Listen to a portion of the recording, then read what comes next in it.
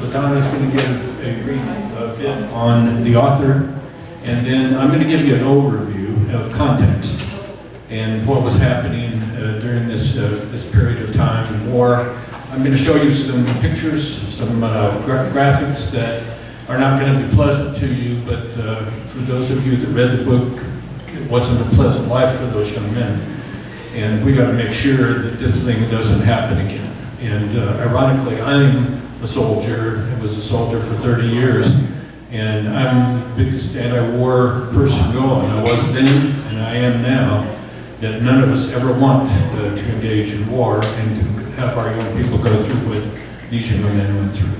So, Okay, thanks, Mike. Okay, first of all, let me just assure you that we're going to talk a little bit, but our goal, when we're through just giving you kind of a brief overview, is for us to talk together about this book. So I'm hoping that many of you read this book. How many of you actually read the book? Whoa, this is going to be a great discussion. I'm looking forward to it, I think. Okay, let me just give you a real quick synopsis of Erich Maria Remarque as the author of this book. He was born in 1898. He died in 1970. He was a German national. He resided in Switzerland from 1931 to 1939. And then he went back to Switzerland in 1948 to 1970, where he died in Switzerland. He actually is a naturalized U.S. citizen in 1947, but he only spent a year, well over a year, here in the United States. He was conscripted at the age of 18 into the German army. He was transferred to the Western Front. He fought in the trenches beginning in January 26th of 1917, so he knows what he writes about. The most interesting thing is he was wounded, right, very quickly after that. He was wounded from shell shrapnel in the left leg, right arm, and neck on July 31st of 1917. So he was really involved in the war for not very long, but it was a very powerful experience for him, obviously. He was sent to a military hospital to recover from his wounds, and by the time he recovered from his wounds, he was sent home because the war had ended. He taught as a primary school teacher from 1919 to 1920. Didn't seem to like the job. I don't know why. I mean, he fought in the trenches. He should have been well equipped for that. I don't know. Anyway, he also worked as a librarian. He was a businessman. He was a journalist. He was an editor. He was a technical writer for a while. He began writing at the age of 16. He always had a knack for it and an interest in writing. His first work is called The Dream. Now, these all have German titles, believe me, and I am not going to get anywhere near them, so I'm going to give you the English translation. His first work was called The Dream. It was published in 1920, and it's a novel, and some essays, and some poetry, and it didn't exactly hit the big numbers. He changed his birth name, this is interesting, from Erich Paul Remarque, R-E-M-A-R-K, to Erich Maria Remarque, in honor of his mother and his French heritage. His grandparents were actually French. So. His next piece of work was a serialized novel called Station at the Horizon. It was published in 1927, and then the novel form of it, the entire book, was published in 1998. And again, most of these things were published in German, not in English, to start with. Okay. He wrote All Quiet on the Western Front in 1927, so it was like 10 years after he was in the war. He could not get it published, not until 1929. And as soon as it got published, it became an international bestseller. And it was considered the landmark work of the 20th century. It sold, get this is amazing, it sold 220,000 copies in German in 3 months after it was published. Pretty amazing. And then, of course, it spread across the world. In June 30th of 1930, the book was the book of the month for the book club of the month. Remember that book club of the month? We all had books in there. This one was the one for June of 1930. Okay. Now that particular book, though, was edited before they published it for certain scenes, I guess that were too violent, and for language. Now, we also, this particular book became a movie, as you all probably know. How many of you have seen the movie, the original movie? That's a few of you. You got to really watch it, okay? It came out in 1930. It won 2 Academy Awards. It was nominated 7 times. And it's considered one of the most powerful war movies ever made. So, the film was banned in Germany in 1930 because, quote unquote, it was detrimental to German prestige. This book, isn't that amazing? Go figure, huh? It inspired many, many war memoirs. There's lots of books that were written after when Mark came out with his book, because it stimulated the population to want to read more about the war. He wrote another novel in 1931 called The Road Back, and almost all the books he wrote were about Germany and about the wars. So, and he moved to Switzerland in 1931 and as a wealthy man. He had made lots of money with his books. And the Nazi propaganda declared him unpatriotic in May of 1933, and he was banned from going to Germany. They revoked his citizenship in 1938. He had two sisters that survived childhood. He had a brother that died early on, but his youngest sister was arrested by the Nazis in 1943, charged with undermining morale, and she was beheaded in December of 1943. Remarque did not know this. He lost track of his sister. He did not find this out until after the war was over. He wrote a total of 15 novels and 5 other works, a play, a couple plays, some essays and poetry. This is, if you were to ask about this person, this is the only book, All Quiet on the Western Front, that anyone would mention with his name attached to it.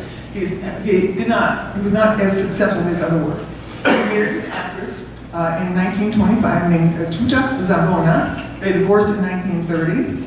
When they left to go to Switzerland, they went together because of the Nazi issues, and they actually got remarried in 1938, so she would not be deported back to Germany. So that's interesting. He also had affairs. This is the good stuff. He had affairs with Hedy Lamarr, Dolores Del Rio, and get this one, Marlene Dietrich. Wow. Living the good life, you know what I mean? And, he married Paulette Garden in 1958. She also was an actress.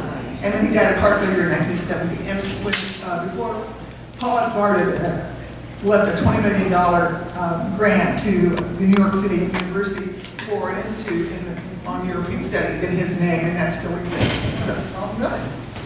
Wow. A couple of other things for you. He was actually wounded 5 times. They were superficial wounds, except for the last one that LaDonna mentioned. When he died, the best I can tell, he was worth $68 million. And so in 1970 dollars, converted over to today, that's an enormous amount of money. But he died of a brain aneurysm. Well, mine's a heart attack. Yeah, it's dead. But that's what I saw in my research. He was came from an aneurysm, and they happen overnight. But you can see him. He's at the age of 31 here, and he's quite a studly-looking guy. And no one would never know what was going on internally by looking at this snazzy picture of him in a sport coat. So, with that said, I'm going to give you a brief overview. And one of the things I'd like to do is start backwards first. On November 11th, at the 11th hour, the 11th day of 1918, the war came to a close.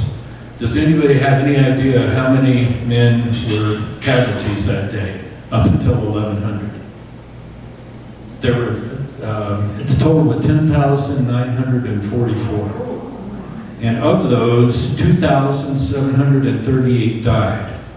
And the reason is, that I could find, other than absurdity, is that both sides were jockeying for position because they didn't trust each other to really live up to the armistice. So think about that, 10,000 and some casualties. Just amazing. But this war is, important to look at. And this is what Remarque put in the foreword of the book, if you all remember. But for those of you who read the book, you know it is an accusation, a damnation that all of us, anybody should feel, about war.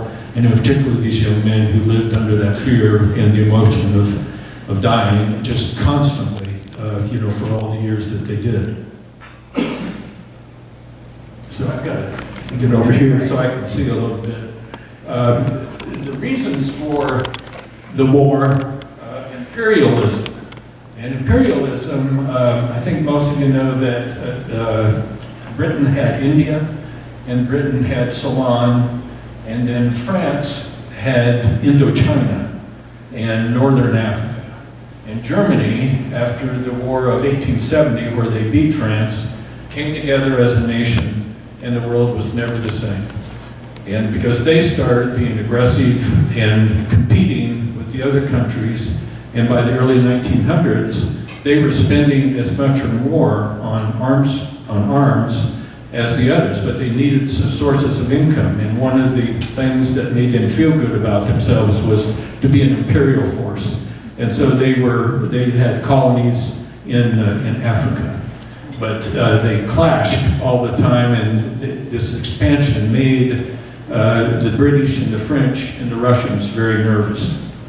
So then that's the arms race, and then there was something called militarism, where more and more military people were incorporated into the civil government, and they made decisions about how money was spent, as opposed to people who were elected. But you have to remember there were monarchies in a lot of these countries. You had the Tsar, and then you had the Archduke of Austria-Hungary, and you had Great Britain, ostensibly was a monarchy. And of course, in Germany, you had the Kaiser, who was the leader of Germany. So militarism did it. 1870 was a horrible day for the French because they had to surrender to Germany at Sedan. And they never forgot it. And part of what they had to give up Alsace-Lorraine. And I don't know how many of you travelers have been there, but I hear it's a wonderful country, but a portion of the country, but it gave a great deal of coal and natural resources to Germany.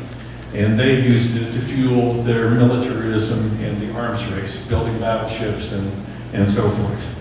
The planning that went into this, Germany felt surrounded because one of the alliances was France, Great Britain, and Russia. So she felt that she could be crushed by both sides if war came, and everybody was positive war was going to come at some point in time, even though they'd been at peace for 44 years before it started. But the planning that Germany did had to be down to the second, and they had trains lined up to move their troops, and the idea was they were going to beat the French first, which meant they had to incorporate a plan. It was called the Schlieffen Plan, and it was developed by a former chief of staff, Graf von Schlieffen, and it meant that they were going to violate Belgium's neutrality, and they were going to attack, and they were going to sweep around to the west of Paris, and they were going to do so very, very quickly. And then get the French to give up and turn around and go back and beat the Russians.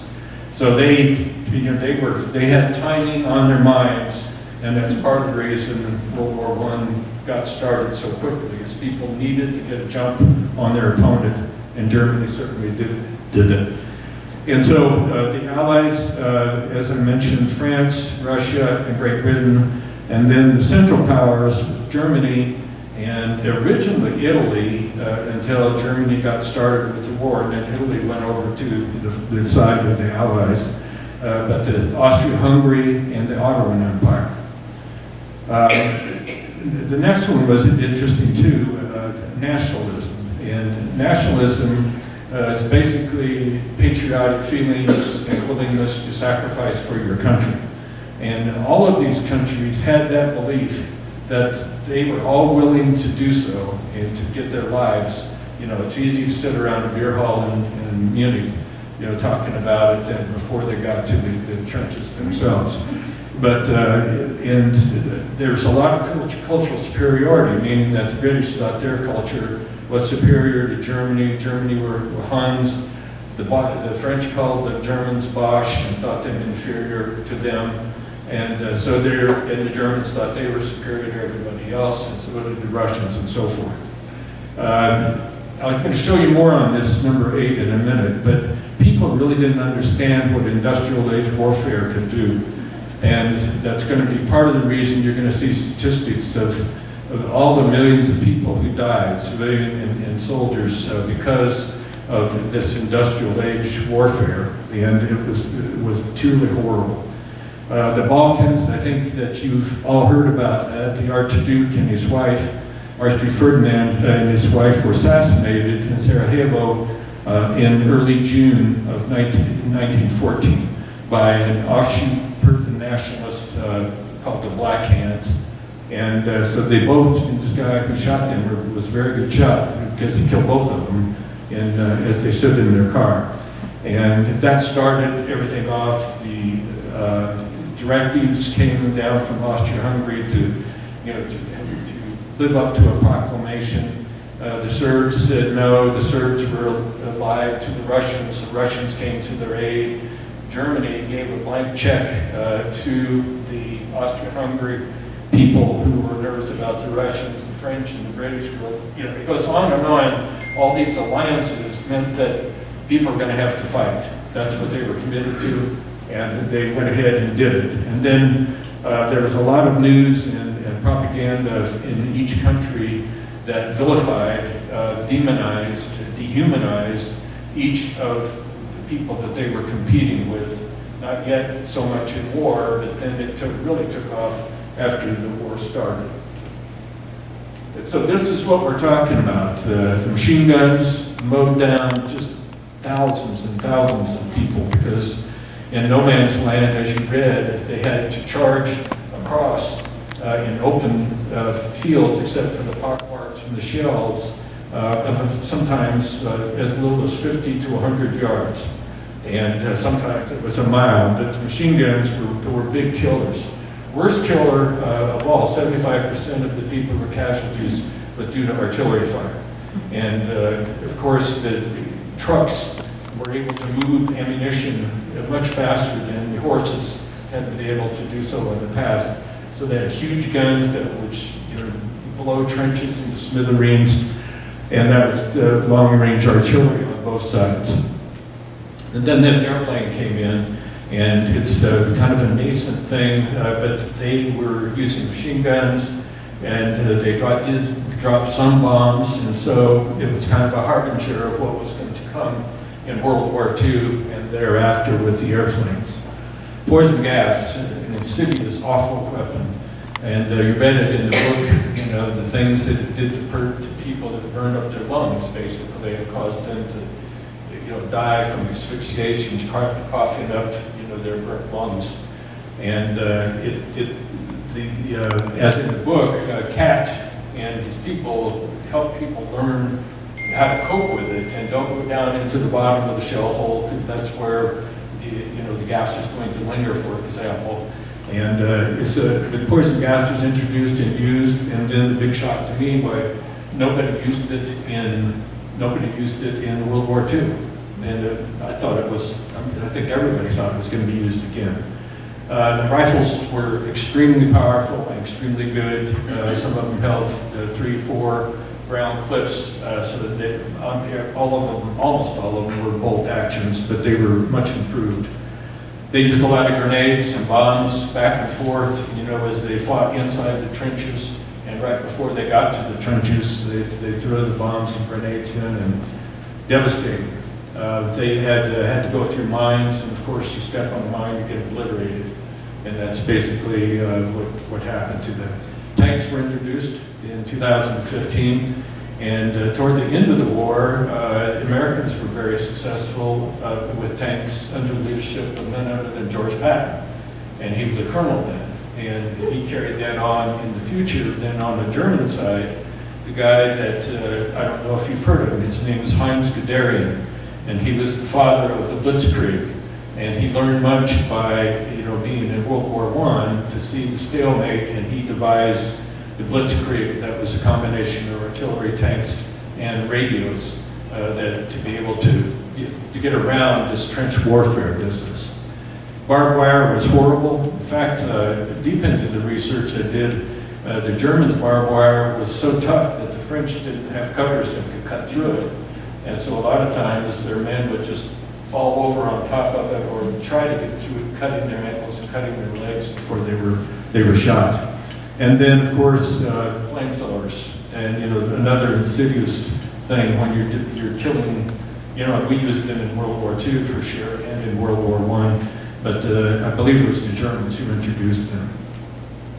And then the vehicles, as I mentioned, gave a degree of mobility, even though there were like at least 600,000 horses that were involved with lugging supplies and ammunition and wounded back and forth to hospitals. Here are the statistics that you can see there, that about 9,700,000 are dead. And you think about that, and that's a lot. And France's percentage of death, was higher than Germany, and then the civilian dead with 10 million. And I tried to find out, well, why was it 10 million?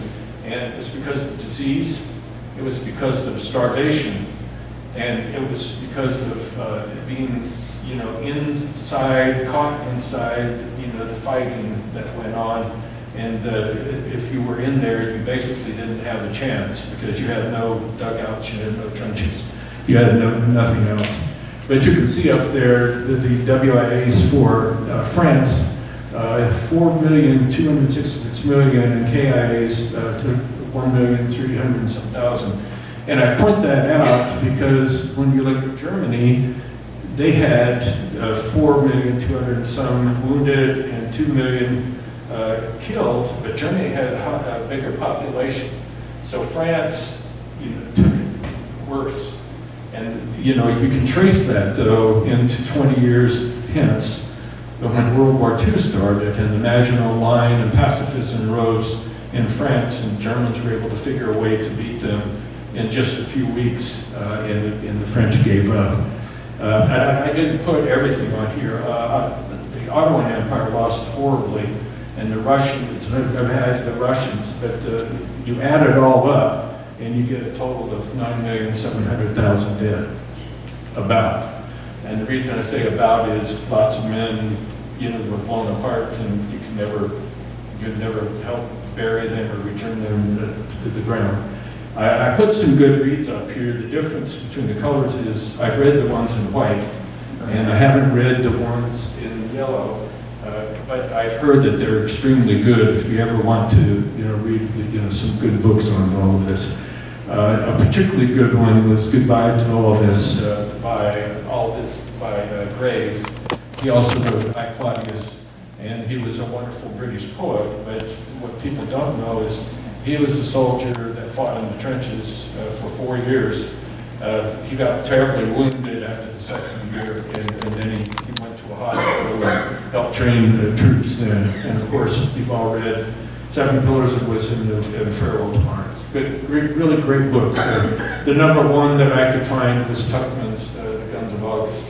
Easy to understand, laid it out, both sides, and really didn't blame, blame the stupidity of all leaders as opposed to focusing and demonizing on one. Now, I'm going to show you some pictures that I dug up. No pun intended here. But you could, that was an accident. So. Not planned. But you can see how these poor devils live, and you can see some interesting things. And you see a spade over on the right-hand side. Well, you remember Cat in the book told him, great killer of the spade in hand-to-hand combat. Much better than the knife with the jagged edges, because you can, jam it up and just knock their heads off and so forth. But that's a spade, and then of course there are canteens. And you can see down here with the NCO, he's got, looks like to me, he has trench foot. And trench foot wounded lots and lots of people, because when you're in the trenches and your feet are cold and wet for weeks at a time, then your feet start getting deformed, the tissue falls away, and it can lead to gangrene. And so there were many, many amputations from trench foot until about 1915, they figured out, change your socks a lot, and you've got to pay attention. And they put duckboard down in the bottom of these trenches. Utter destruction, I put this one up here because it looks like there's an edifice of some kind there. It looks like an arch of a church maybe, but I read that 2 weeks later that was blown up and killed 6 British soldiers inside.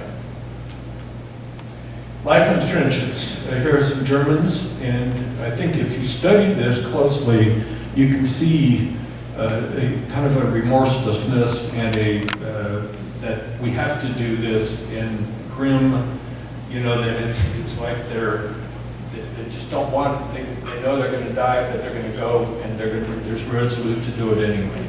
So that's a very telling picture to me when you look at it. Of course, some people would say, well, they all have mustaches too.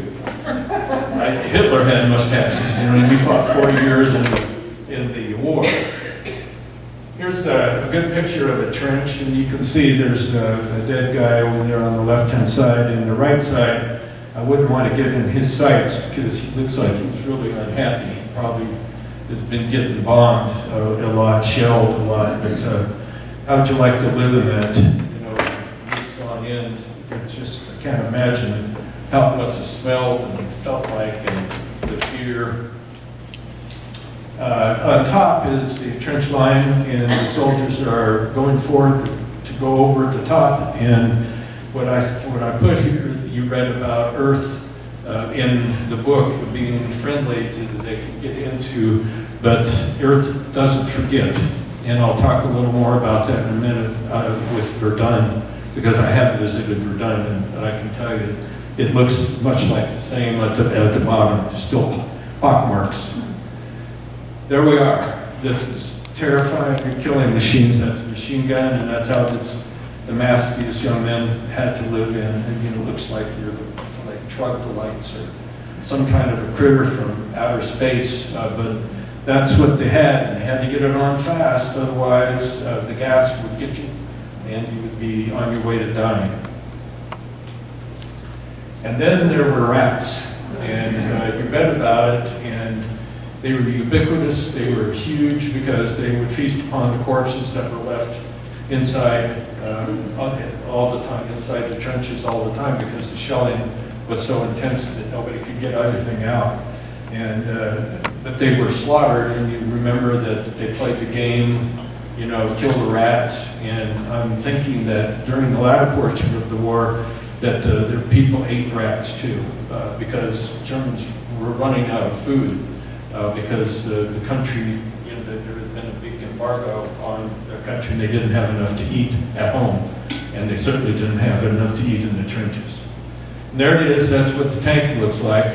Not very sleek, but when they finally started learning how to use them, like George Patton did, they did pretty well. Early on, though, they used them singularly.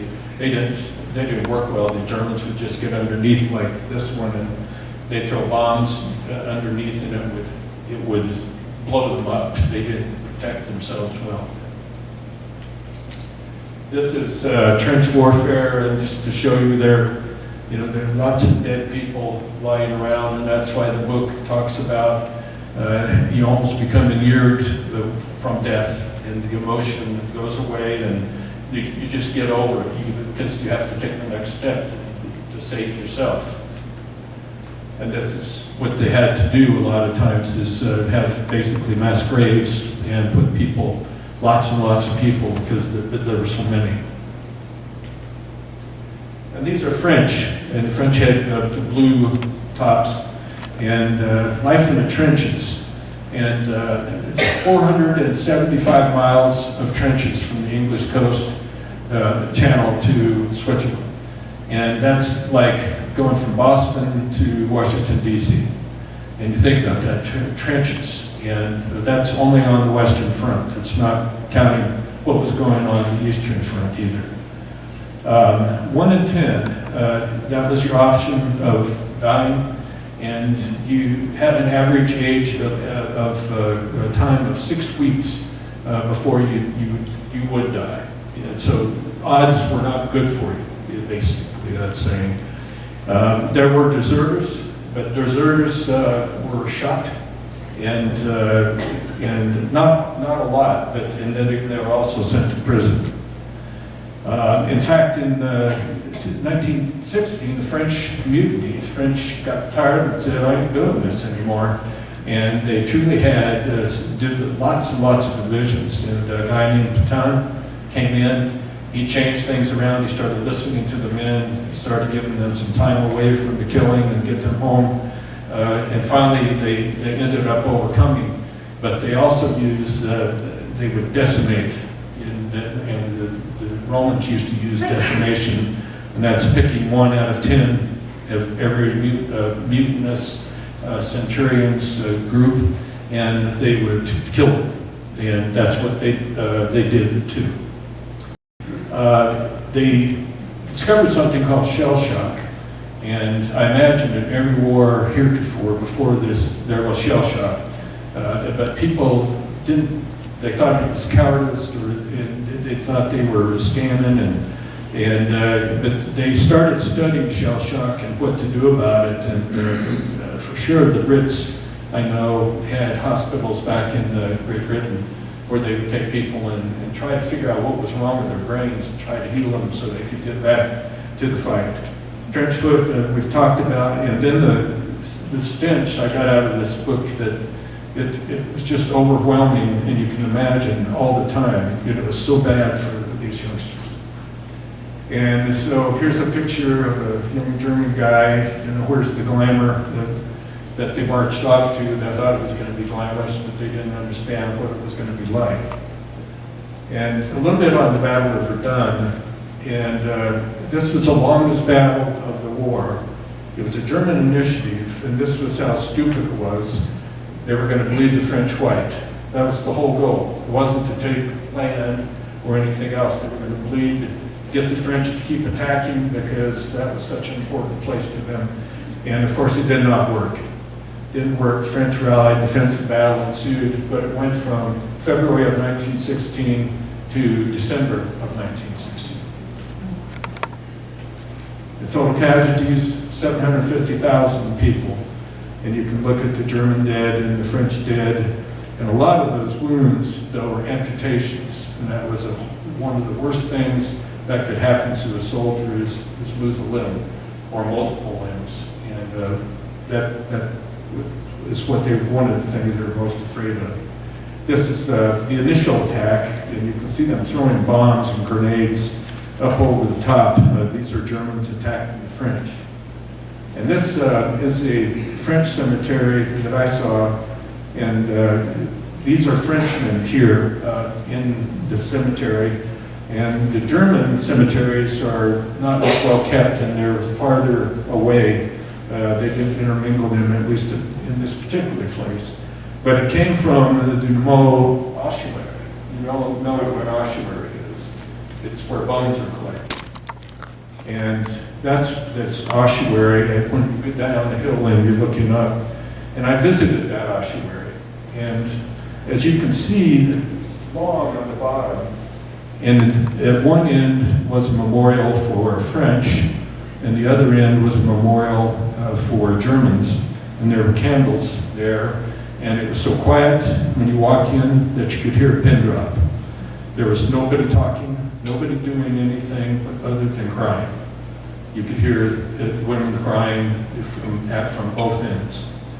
And so you're in there for a while, and you start getting the magnitude of what's, and you go walk outside and you see all this pocked ground, and the farmers still plow up gas shells and active shells that blow off underneath their tractors even today.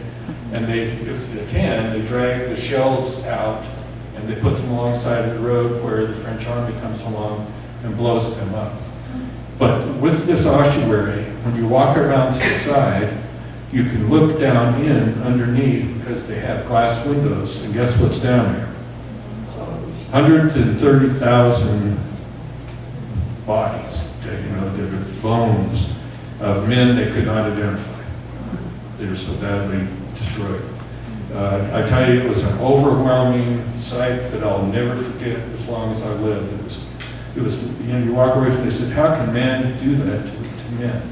How could we kill each other like that over nothing? And then this was a French, that shows you trying to get through the barbed wire by the French infantrymen. And very quickly, out comes, you know what a fig leaf is, because Versailles failed, And 20 years later, that we had World War II start.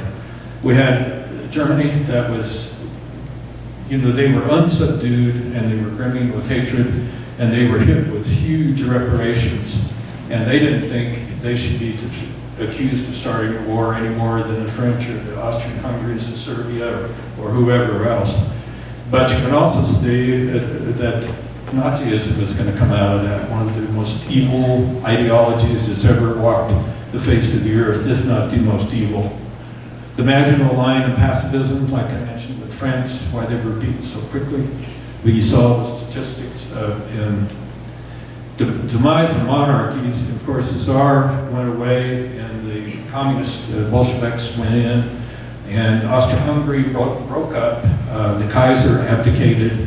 And so, for the most part, a lot of them went away. Many new countries came into being, like Czechoslovakia, rise of the Soviet Union in the Cold War and nuclear weapons. So the cause-effect stretches through, but this actually didn't start, World War I didn't start in 1870, it started in 1814 when Germans occupied Paris and just debauched their way for 2 years. And so the French remember that, and then they remember 1870, and they were ready for a fight, and a fight they got that lasted for 4 years. So, time. Okay. All right.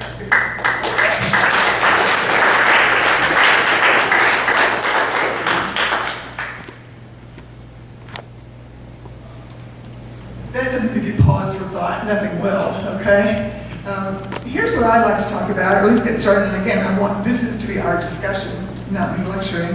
And Mike and I have talked about this a couple of times already, so we have some ideas. So if conversation chills a little bit, we're going to punch some stuff in here. But most of the time, we'd like you to tell us what your thoughts are.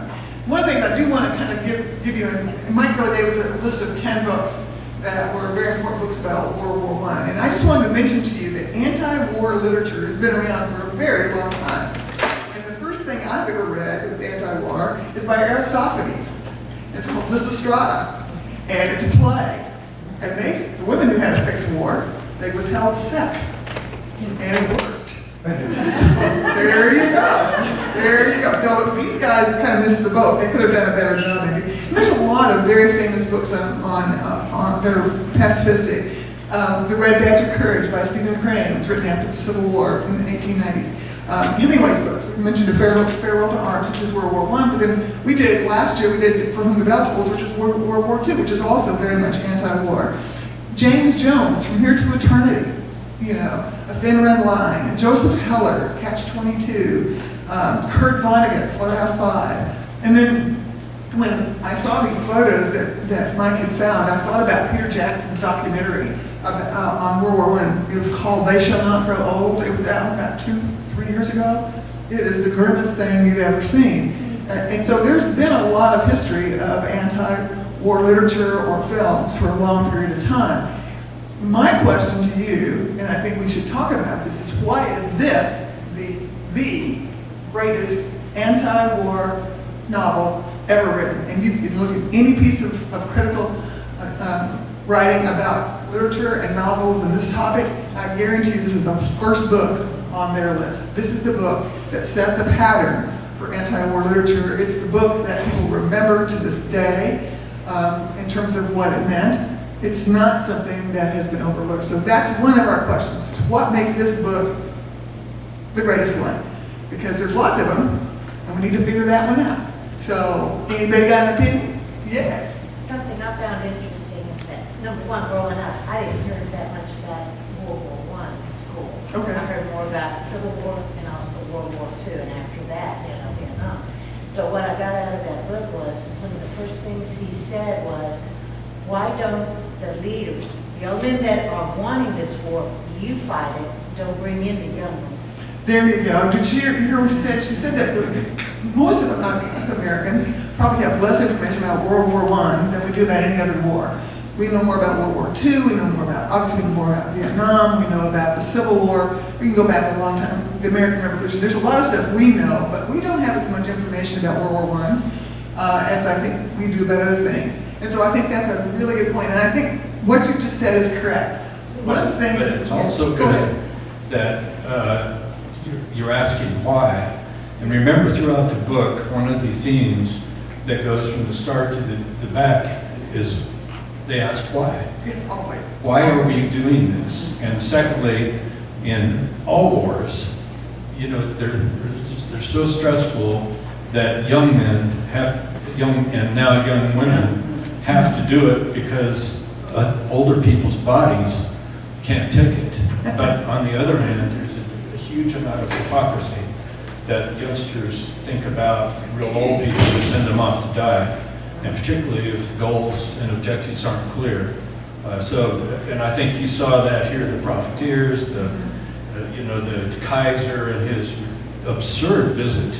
Yes. You know, so you can see how they'd be bitter to an extent if they had any emotions left at all, which I thought, ended up thinking none of them had any emotions. They couldn't, because they had the next second to think about to save themselves. Yeah.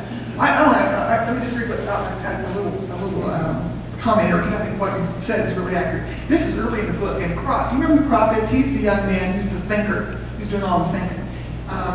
He says, this is what he says, he proposed that a declaration of war should be a kind of popular festival with entrance tickets and bands, like a bullfight. Then in the arena, the ministers and generals of the two countries, dressed in bathing drawers and armed with clubs, can have it out among themselves. Whoever survives, that country wins.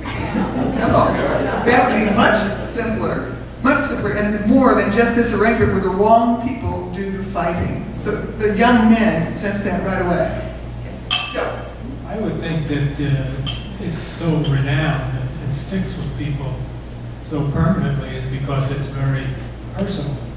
The book and the things that the various soldiers go through are so personalized and they're so relatable by the reader that I think that's the beauty of the book.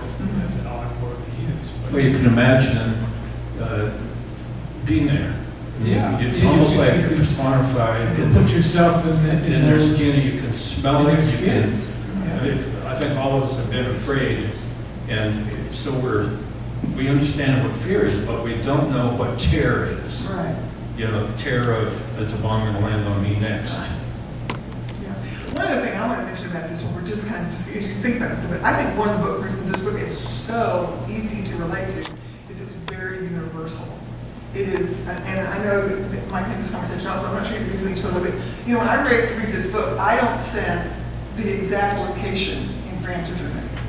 It is a universal location. There are names of places, but very few places are attached to what's in the book itself.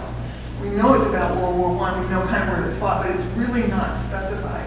Another thing I think makes it pretty universal is that even though there are obviously leaders and commanders and important people, but the story is really about the ordinary guy. You know, the guy in the street, the corporal, you know, the people who are just either the very bottommost or just slightly above them in terms of the people we actually see and witness. So I think that makes it a very universal story. It could apply to any war. It's the whole point of view.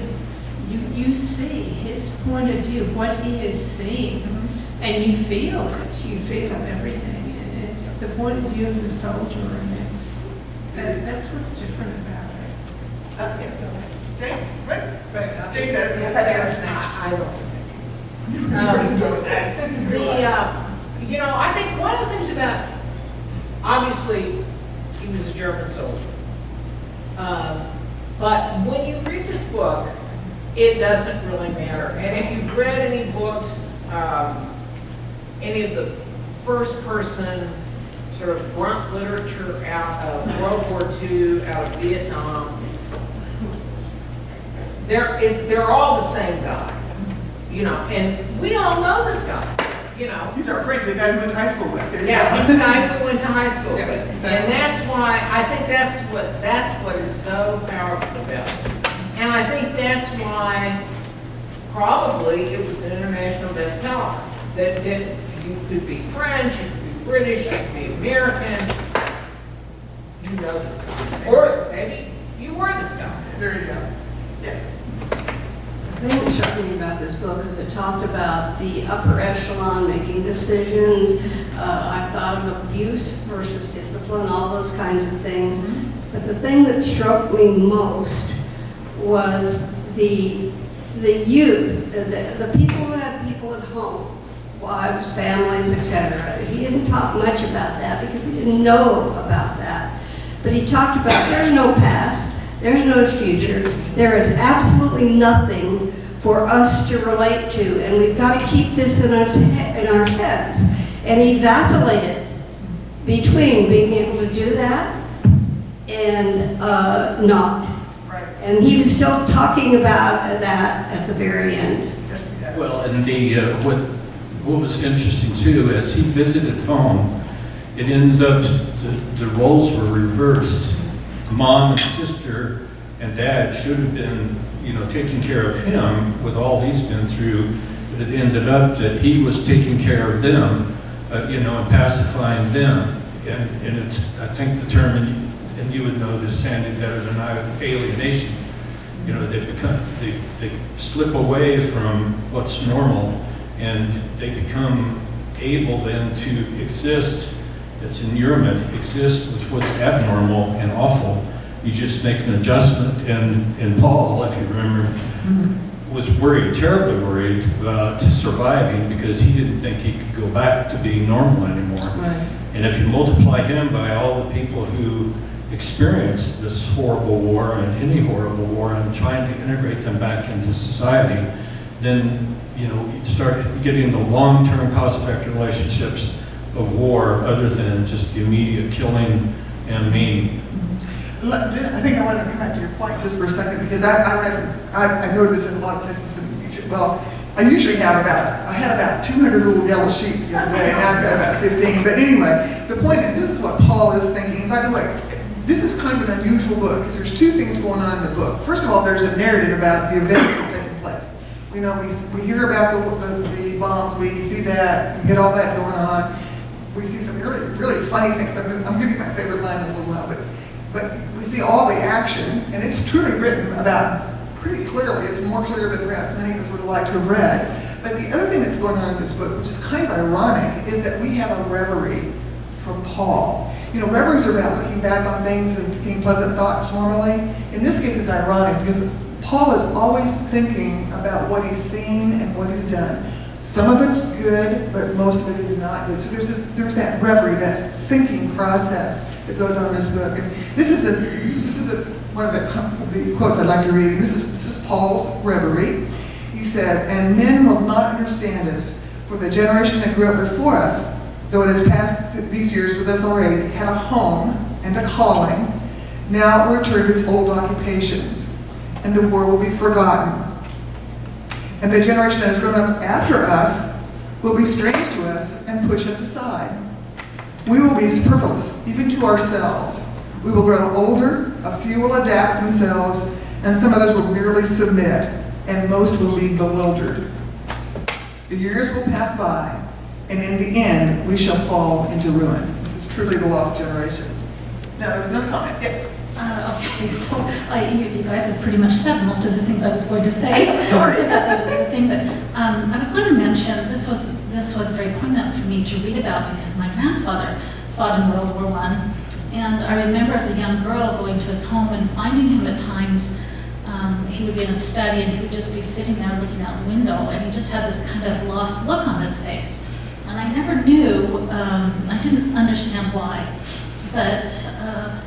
Sorry, it's very tentative, but later in my life, he left. Oh, you guys, I'm so sorry. Later in my life, there was a capsule that he had, a time capsule that had been planted in we were in a little town where I grew up, and he left a letter to his kids, and he said, the letter to his kids and his grandkids, and he said, "I never wanted to talk about the war because it was so awful, and I pray that none of you ever have to go through that." But as I grew up, and then I did some graduate work in the disorders that come from what they call shell shock and PTSD, And I remember thinking, these were just kids. And what they went through changed them from being able to fit in after their life of the war. And I think no matter how old you get, that still is there within you, and they have to learn how to deal with that. And so I thought the writer did an excellent job of describing that Here's a where am I? statistic for Who am you to reinforce what you're saying. The youngest person to fight in World War I, what's your guess?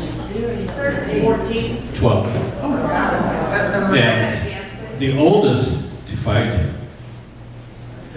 60. 12 to 60. But Germany started running out of people. And so, remember the scene when the youngsters came, the new recruits, and Kat asked how old the one of them was, 16. 16, right. Think about it, 16 years old, and then that's why they freak out and are so afraid that they curl up, and Paul had to hold the one guy while bombardment was going on. I want to add one more thing, just to talk about the alienation that you mentioned earlier, and you mentioned also, is one of the things that Paul talks about, and he says this in the book just straight out. He says, there's a veil between himself, his family, and his home. So when he returns back to his village, he's completely outside of it. And think of all the things that happened to him while he's there. He meets the headmaster of the school, and then the headmaster explains to him how the war is. You know, this is how it should have been done, you know. Yeah, what needs to be done, and here's how it should have been done. And you don't get it because you were just this little tiny thing in the middle of this thing. You were just too small a piece. And so I think the one thing that does come from this book so clearly is that these young men really don't relate well to other people, and they don't relate well to them either. They don't really go that extra mile. His father wants him to wear his uniform to go to the bars, like they talk about his soldiering. His mother wants him to wear his civilian clothes because she doesn't want to think about the war. It's like you said, he's having to appease them, not the other way around. They're not helping him. He is helping them because that's what they want. And so I think there's a lot to be said about this veil, this thing that clouds the view between the soldier and what he knew as a child or as a young adult. And there's also the same veil that occurs between those people who don't go to war and the ones who end up in war. So I think that's a really telling comment we need to not overlook. My grandfather fought in World War II, and he was from Illinois. He was a farmer, and he was born in Central Illinois. And except for World War I, he lived there all his life. Okay. And he did go to Europe briefly because he was an American. We weren't involved that long. He came back and he stayed in Illinois for the rest of his life. He lived in a small town outside Springfield, had a farm. Wonderful guy. I never heard him mentioned before. My grandmother never told me. He was one of 13 children. Most of them were buried in one cemetery, not too far from the farm. When he died, he had purchased, or he had money in his will, and they weren't both to be buried in California with his unit. There you go. And there was no grave there for my grandmother, and they had been buried for 60 years. Guess who's important there? Yeah, I mean, when you talk about the veil that was there, now I don't know, maybe they talked about it before. I kind of bet they did. But that is just because he was a son of Illinois, but. Well, that's really a telling point. I think one of the things about this book, most clearly that comes out, is the comradeship amongst the soldiers. You know, they form very, very tight bonds. And I was thinking back over things. I was looking through all this stuff just to see what, and I was going back through the book. And there were things that made them become comrades. What does that mean? What does comradeship mean? Well, here's in the book. Well, here's what I think it means. This is what Paul says. He says that, first of all, that by going through training camp, there's a renunciation of personality. The individual is destroyed, so to speak. But he also goes on to say, in almost the same place in the book, that out of this this rough training came in esprit de corps, in which, and he says this, he says, develops esprit de corps, which in the field developed into the finest things that arose out of the war, comradeship, which was watching, I took the knee, maybe I'm wrong on this, Mike, because I've never been in war, and I must say, for me, this is a harder book than most because I've never been to war. As a woman of my age, I don't ask how old, I've never been part of a team that, you know, I think young men who played football, played basketball, played competitive sports on a team, I think young men who went to war have a sense of Let me add comradeship. what it means to me, and basically it's being able to depend upon others to cover your back, to be with them, you know, when you aren't getting shot at, and to be able to converse about home or how awful war is, politicians, and but the basic trust in them. And but what I didn't understand is how fast after someone got killed that they just had to move on. Yes. You know, it was like no grieving, no sorrow, because they were just going. The most that I saw from Paul was when he killed the Frenchman in the shell hole. You know, that really, to me, it was obvious that tore him just apart because he had actually done the stabbing. What I kept wondering to myself, how did these young men survive? You know, how did they live day to day, you know, when they're devoid of emotion? Because you have to push everything to the side and just act. Remember when Cat told them, you can sense when it's going to be a daisy cutter, and that's when you have to get down. If you fiddle far around, then it's going to cut you to pieces. And so they become animals in a certain way, in which thought and logos goes away, and pathos, you know, the emotion is fear, and they just act. And I think but they trust each other to act in the right way. The other thing that I think with Paul and his group, they had been together through school. The four of them. They were bonded. There were four of them They in knew the school. pluses and minuses for each one of them. Yeah. And then they had a common enemy in their training, right? Hemmelstrasse. Boy, what a jerk. Yeah, there he goes. Well, I think, you know, just a couple quick things about that. Yeah, one of the things that Paul points out, and I think this is what they're talking about. They're talking about the practicality of war. That if you would, and Cass talks about this as well, is that you can't grieve over someone else because you've got to move on. And this does happen. You know, we talked about this before. Remember the boots that Mueller has? Not Mueller, but it's Kimmer to start with. He has boots and he lost a leg. And so and Mueller says, hey, I could use those boots. And Mueller doesn't want to give them to him. And then finally, as Mueller's about to kick off, you know, Mueller ends up with those boots. And then he says, and his comment is, these were really good boots. And that is what he says in the book. And I think that is really the truth of the matter. It's not that they don't love their friend, love their compatriot, respect them, trust them. It's just they've got to move forward. And it's not a pleasant thing at all. It's, I think, why they are all suffering this madness. Who got the boots next? Yeah, Paul. And then he was going to give them to Jaden, and he died. Right. Yes. I mean, it's like that's Part of it. the boots go throughout Yes, the that- entire book. That it's like a symbol Well, of boots death. are important. Yeah. Well, They really are, yeah, it especially when really- you saw the trench. Yes. Going in a different direction, I did some deep research. All Quiet on the Western Front is not the name of the book. No, it had a different name. It has a different name. That was the English translation. The true title of the book is No News from the West. So a lot of people, but it actually, and the translation is better. And what I found interesting was, most people realize that the first 3 pages of a book is what pulls people in. And the first 3 pages are about food. Yes, it is. It is. It's all about food, and we get drawn in Yes, on we such an incredible thing. Don't you think one of the reasons it's important, and again, Mike, if you confirm this or not, is I think what you end up with is that these people are reduced to the necessities of life, where they are. They don't have any of the extra things that we depend upon or we like. You know, they talk about food. They talk about, this is my favorite line, and my son would love this line.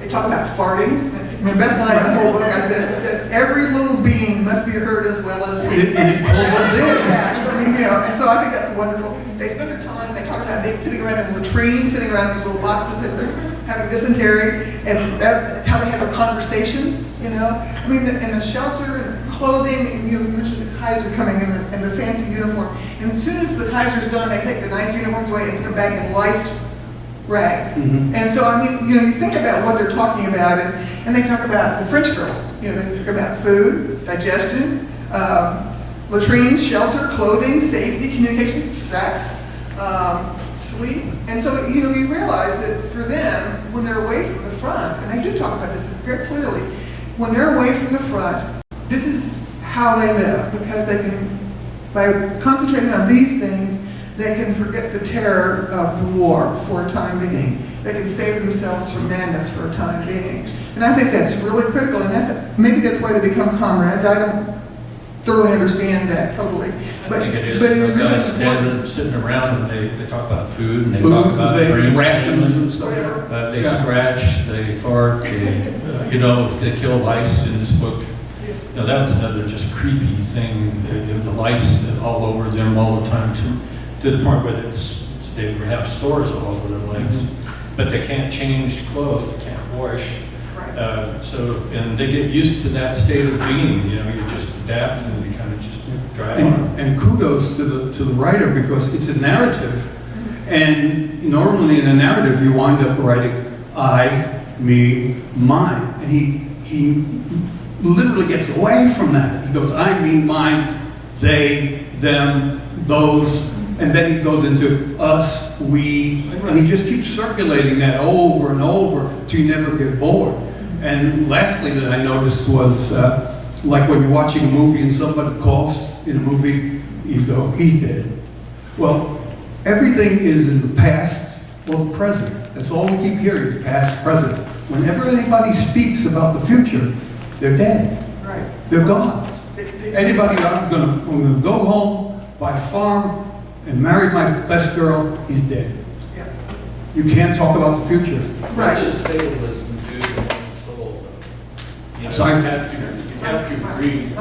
Microphone. You'd have to agree that there is something called fatalism these young men were inflicted with. And so it made me wonder, what does, you know, believing that you're going to die, what does that mean, you know, for the soul? Because, you know, you can look to the past, you live for the present, but you're right, when you sever the future, it's almost like nihilism, you know, that there is no future, there's nothing worth living for other than life itself. And the carpe diem is just live for the moment.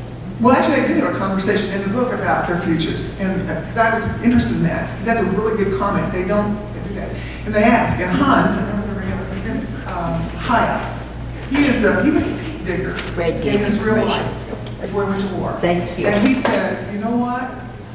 I'd like to be in the Army non-com. I want to be where they don't shoot at me, because it's easier than my life at home. And Dietering, who's the farmer, ends up going AWOL. We think it's killed because he sees a cherry blossom. He just wants to go back home to the farm. That's his goal. And Jaden, who's the guy that is not one of Paul's closest friends, but he's the guy that ends up in theory with the boots. Jaden says he just wants to get court-martialed so he doesn't have to go to war. That's what he wanted down the whole deal. And so all those guys do actually talk about what they would like to do after it's over with. The other guys don't. Paul doesn't talk about it. Albert doesn't talk about it. They just don't, because I think you're right. They're fatalistic about it. They don't see a future. They think of themselves as not fitting in anywhere. You know, it is one of the major images in the book is these people don't fit. Yes. May I ask, this is probably going off kilter. What's the correlation between what's happening in Ukraine and Russia and what's happened now? Because you've got all these military big tanks, etc., etc. You've got people being interviewed from the Ukraine who are only living for today. They are not looking to their future. They just want to get through what they're doing today. Well, some things never change, do they? I mean, how long has war existed? And the answer, of course, is since the beginning of mankind.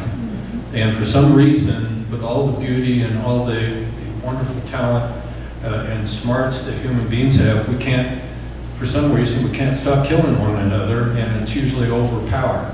And it's, whether it's religious power or political power, and so there's this going on in the Ukraine, and who would have thunk that that was going to be happening? And they've retreated into using trench warfare, just like World War I. You're exactly right. And it's mass artillery doing most of the killing on both sides there. And the casualties have been frightening, living conditions. And then the civilians who are moving from here to there to stay away from, but the rockets go everywhere. And so pretty soon you have a nation living fatalistically, and that's why you need a Zelensky who is the Churchill of the Ukraine to lead them. But even Churchill said they're going to need to die.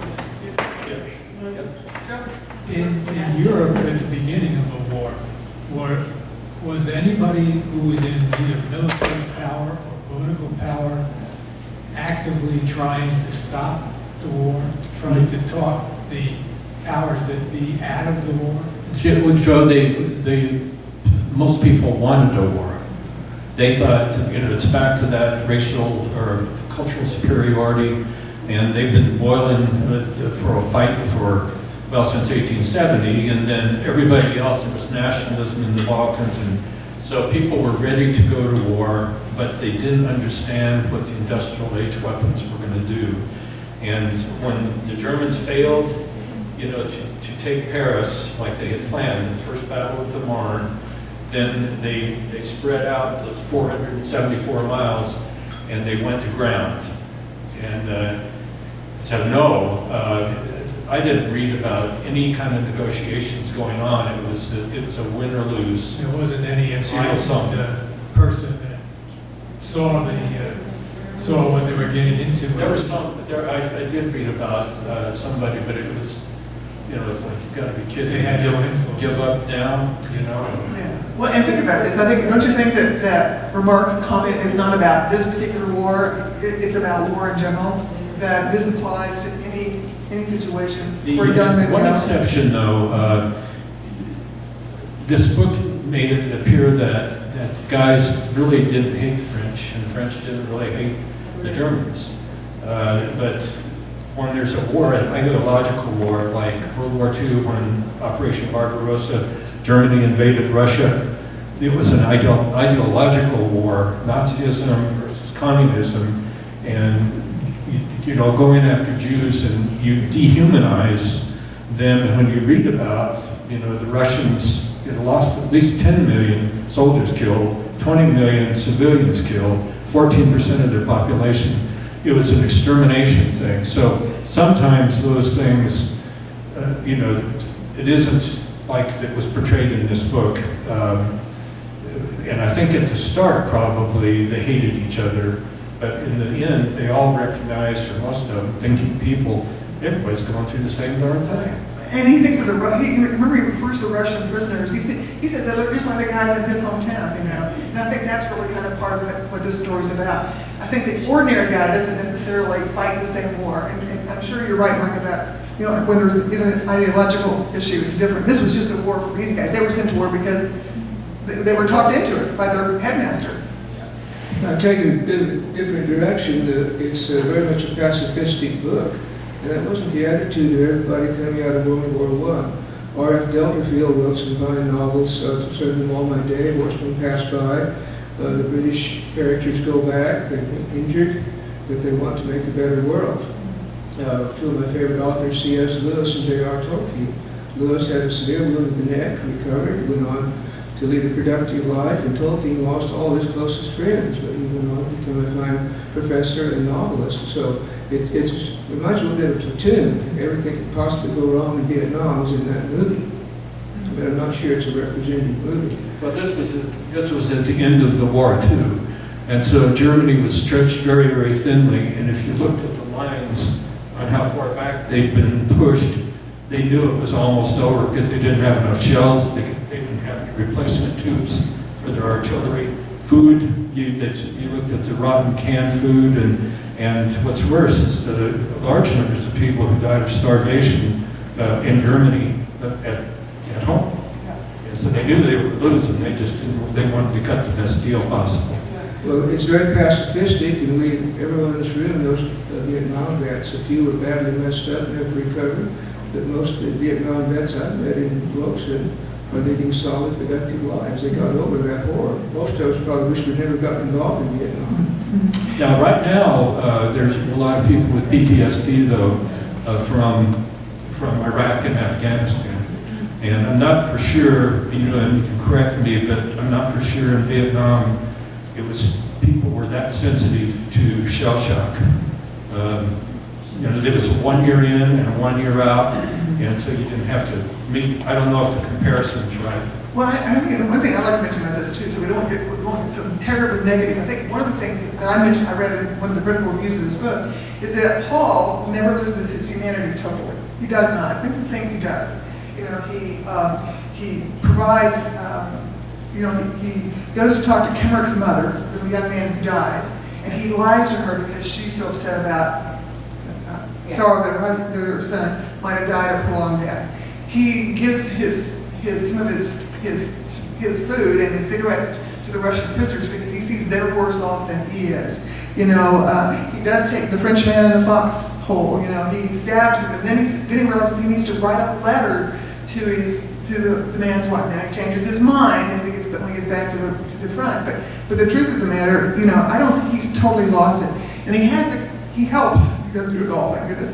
The conjugal visits in the hospital where the man comes and the woman comes and sleeps with her husband. So, and then he carries Kat from the field back to be cared for, and he's got just a bad knee, he thinks. The next thing you know, he has died because he has shrapnel in the brain. There's a little splinter that kills him. So I think Paul, throughout all of this, does not totally lose his humanity, even though he really feels that he has at times. But his actions somewhat belie that at times, and I think that's important. And the other thing I think is kind of interesting, and I think this is kind of a telling thing, is the last line of the book talks about how Paul has died with a calm look on his face. It's almost as if he has experienced relief from getting away from the tension and the anxiety. But he hasn't totally lost his humanity, I don't think. No, I think you're right. But it looks to me like he's down on a slide, Yeah. and there's not much left, and he knows that's what he's afraid about going back, is that he's not going to be a good human being. Yep. There was a comment by somebody that the leaders ought to just fight each other with clubs, and that's what I thought for a long time. Can't we just get the guys at the top and let them fight it out? But instead, they're sending the young man in and ruining their life. And you were saying, how does this compare with Ukraine and Russia? Well, in Ukraine, everybody's fighting. I mean, all the men are fighting. It's all ages. But in Russia, the Russians are sending in the young men. And I heard an interview just this morning on NPR that was with a mother in Russia who has lost her son. And she just was so mad about this war and hates Putin and hates the war. And so the mothers all are, losing their sons and their rural young men. She said, there aren't people from Moscow fighting. There aren't sons of the head people fighting. It's our sons from the countryside. So we got a lot in common. I think another parallel, and it sort of underscores the importance of libraries. There's a parallel between what happened with this book and what is going on with the war in Ukraine is censorship. And this book being banned in Germany in 1938, and think what has happened in Russia in terms of the internet, television, radio, and all that kind of stuff. And because I think when you are going to send all those young men in, them know, or their families know, what is really going on. If you think about what it is that censorship does, and I would broaden it beyond even more, but maybe that's a discussion for another day, that's what it means. Well, unfortunately, we kind of run out of time before over time, but I'm so glad we talked. So good to know that we can talk. I do have a question now. This is the final question. I swear to God it's it. Okay. For me. For me. Okay. Is this a woman's book? How many women like this book? Okay. More than I would have thought. How many men like this book? Well, I didn't like it. Well, I mean, you felt that it benefited you by reading it. How's that? This is not an entertaining book. It's Southern California. It's Not a fun book to read, but I mean, the book was, let me rephrase it. The book was worth your time. Okay? That's what I want to know. Okay. What did you think about the character of Cat? Why was Cat in this book, and why was he such a powerful force? It was not shocking. Any ideas? Yeah. Okay, I'm going to say something. I think it's a father-son relationship between Katz and Paul, and he is the protector. He is the person who protects these young men. And he teaches them, doesn't he? Yes, exactly. He is a leader, Yes. and if you remember, he pays attention to the new troops coming in. Right. You know, he does. tries to tell them what to do, but they're so young, it really doesn't soak in how bad it's going to be. So Cat exemplifies being I think, a very good leader, and a man who probably is able to keep his humanity, because he kind of goes in one ear and out the other, and but his relationship with Paul, I think, is really special. It is. But he also, worked with the other troops, and he doesn't necessarily like, people telling him what to do.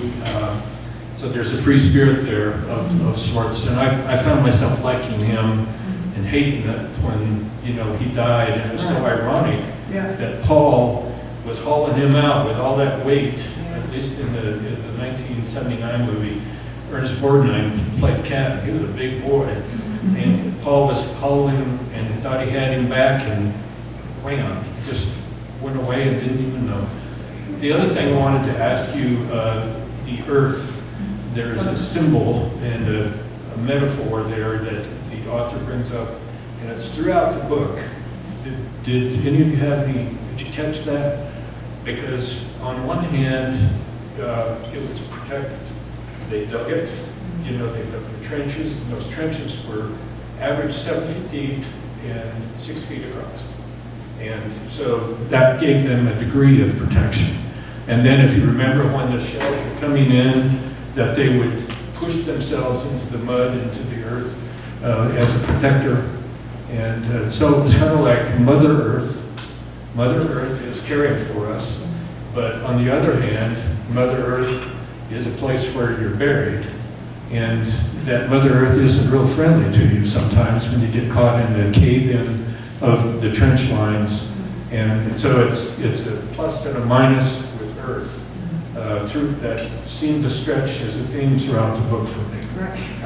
There's early on in the book about the earth. Actually, Paul is almost praying to the earth.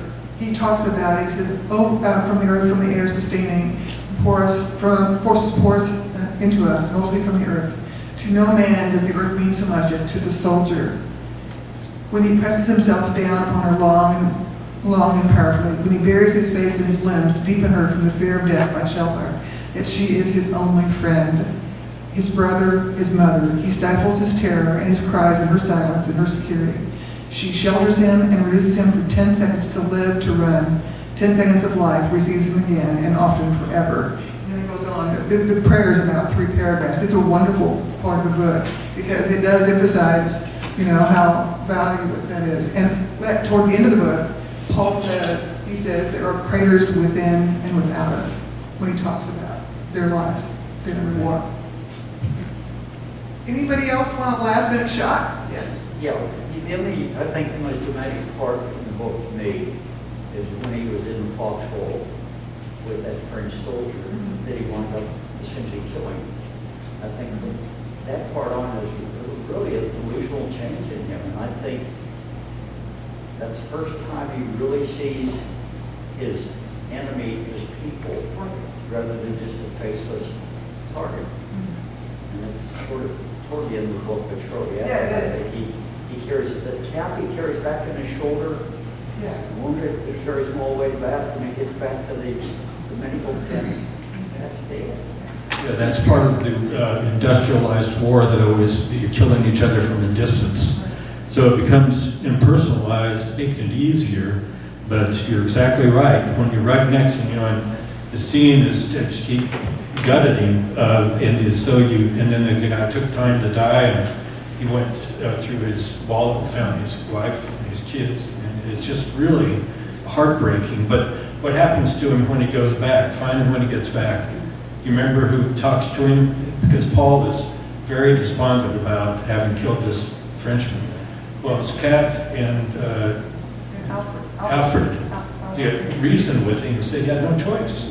I mean, it's you or him, and that's what Paul has been trying to tell us in the book, that he is on this slide down into being an animal where instinct is it, and if it's either you or him, and I think that's right. The guy would have killed him if he could have, even though they didn't know each other. Good point. It is good. Any other shots? This is a good time to talk about it. It's a good book. It's well worth reading. Yes, well, thank you all very much for coming Thank you. today.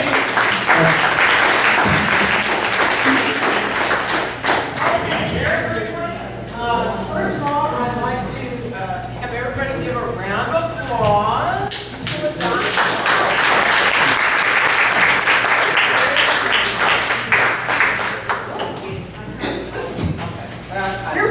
We're leading a great book discussion on.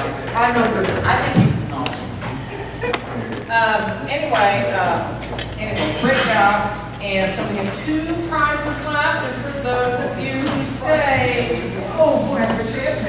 you have a chance. Okay, so the first one we're going to give is a $50 gift certificate for dinner or 2 to the Wild Horse Grill. Okay, so let's see. Let's go to Ann. Pick one over the bottom.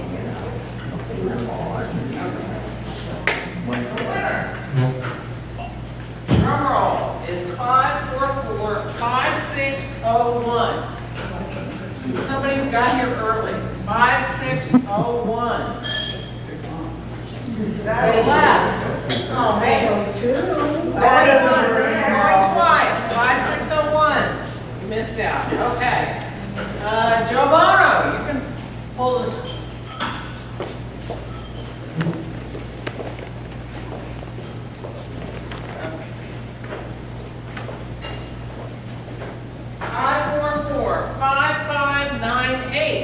Well, that's me.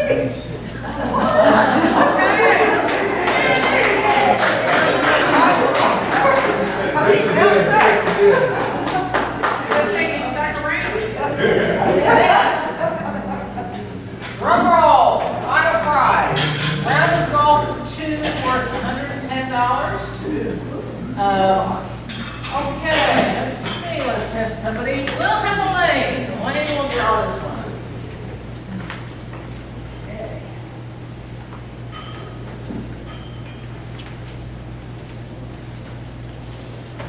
544-5629.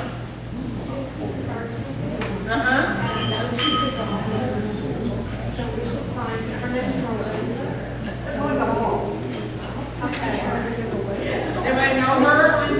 Yeah, she's a golfer, actually. Okay, who's her friend that can give this to her? Okay, you'll find. Linda Hall? Oh, that's right. She does have to be here. I'm sorry. There you go, now you get your. As soon as you lose. Okay. Let's see. Klaus, you can pull this one. Okay. Okay. Pick somebody who's here. Here, you switch yours. 544-5679. 5679. 5, 6, 7, 9. Oh, man. The tension mounts. 5, 6, 7, 9. Okay. Okay, let's see. How about you?